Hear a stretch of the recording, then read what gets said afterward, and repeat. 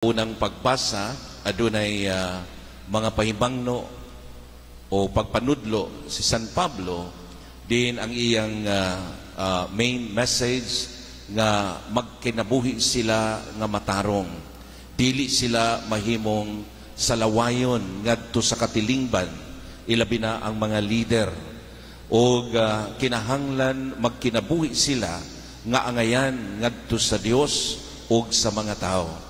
Siguro mga igsoon, this is a common warning or message matag usa kanato nga mao kini ang atong misyon nga kita mahimong maayong modelo sa katilingban o mahimong maayong modelo o ehemplo alang sa atong mga kaigsuonan. Sa atong ebanghelyo karon dunay tulo ka mensahe o tulo nga pagtulunan nga gipaabot ni Jesus kanatong tanan.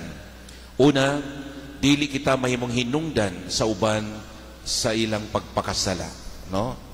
Not to be cause for others to sin.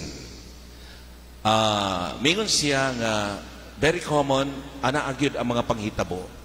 Pero alaot ang usa ka tawo, alaot ikaw kung ikaw ang mahimong paagi nga ang uban makasala. Like for example, doing scandal in the community, no?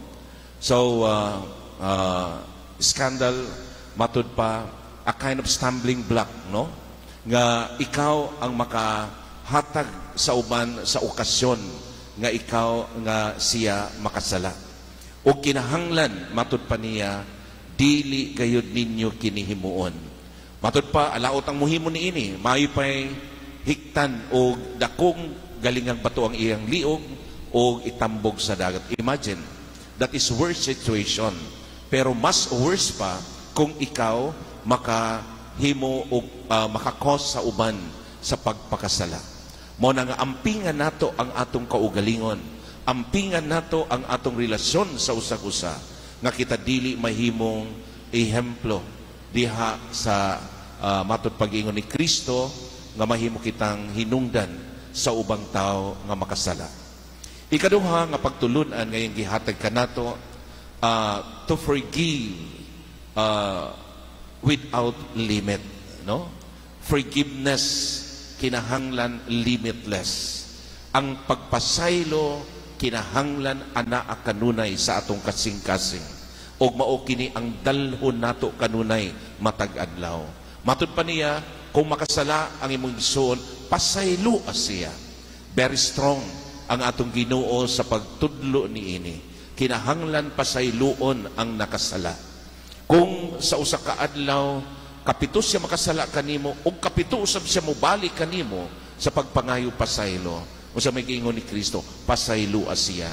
Buti pasabot that forgiveness must be always given to that person. Kung siya naghinulso ng basol siyang mga sala. Labaw sa tanan, gipasabot niya nga ang pagsaylo wala gayoy limit. Kinahanglan ang pagpasaylo atong pagkinabuhi sa matag adlaw. Ikatulo mga igsoon, this is regarding about his disciples. Sila miingon, Lord, increase our faith. So siguro nagpahinumdum ko ni kanato nga bisan sa gamay nga pagtuo nga gitanom sa atong kasing-kasing kini atong mapalambo. O bisan niya ng gamay nga pagtuo daghan ikaw og mahimo. Matud pa ni Kristo sa ebanghelyo, kun do na ikay pagtuo nga sama kadako sa liso sa mustasa, no? Nindot kaayo. Unsa man matud pa ang liso sa mustasa sa iyang kagamay mudako kini. Apan diha usab sa kasing-kasing sa mga disipulo, bisan sa gamay nga pagtuo, they can make amazing things, no? They can perform amazing things. So mausab kini diha kanato. Kung aduna kitay pagtuo, mga igsuon, daghan ang atong mahimo. Og kining pagtuo atong atimanon og alimahan, og kini mudako diha kanato og mahimo kitang maayong modelo og ehemplo alang sa uban. Mga igsuon, atong hinumduman ang Ginoo nag-awhag kanato sa pag-usab sa atong kaugalingon. Mudangup kita sa iyang mga pagtulunan aron kita makabaton og maayong pagkinabuhi. Amen.